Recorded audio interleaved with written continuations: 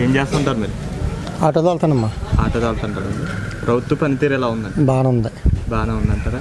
అంటే మార్పు కోరుకుంటున్నారా మీరు? మార్పు ఏం కోరుకోవట్లేదు, మరి ఎలా ఉంటుందో మనకు కూడా తెలీదు.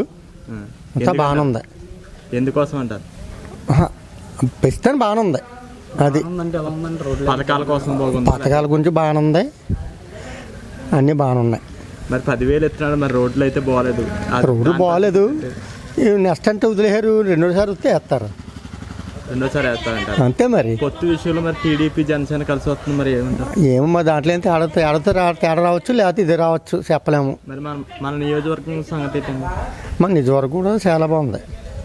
ఇలాగ మా ఊరు ఉన్న ఊళ్ళు నాకు తెలియదు. రంగాపురం పనితీరు ఎలా ఉందండి? ఎమ్మెల్యే గారు అంటే కొంతమందికి ఇష్టం ఉంటుంది, కొంతమందికి ఇష్టం అవుతలేదు. అది ఈ పథకాల వల్ల లాభమైనా ఉందంటారా, నష్టం ఉందంటారా? లాభం ఉంది, నష్టం కూడా ఉంది. మరి ఎందుకంటే మరి అదే కదా, ఎందుకంటే చాలా మట్టుకి సోమరపోతులే ఉన్నారు జనం. ఇప్పటికి అది వస్తుంది, తిందాం, బయటికి వెళ్ళక్కలొద్దు అన్న లెక్కల్లో కొంతమంది ఉన్నారు.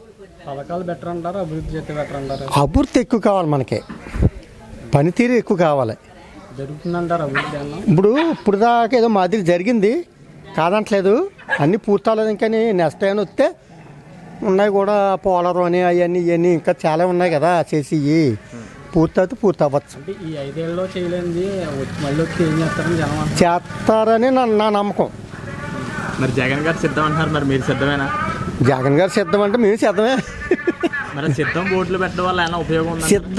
సిద్ధం అని అనకూడదు అసలు, అది తప్పది. సిద్ధం అంటే అది ఇంకోలాగా ఉంది. అది యుద్ధానికి సిద్ధం అన్నట్టు ఉంది. అది కొంతమంది ఏమో యుద్ధానికి సిద్ధమయ్యారు బాబా అని కొంతమంది ఇది అవుతున్నారు అనమాట. మళ్ళీ ఎవరు వస్తే బాగుంటుంది అంటారు? పర్లేదు, జగన్ వస్తే బాగుంటుంది, పర్లేదు, ఇబ్బంది ఏమి లేదు. మళ్ళీ వస్తే కానీ మీ అభిప్రాయం ఏంటి? మళ్ళీ వస్తే ఇంకా ఆయనే మనకి ఏదైనా చేస్తాడని.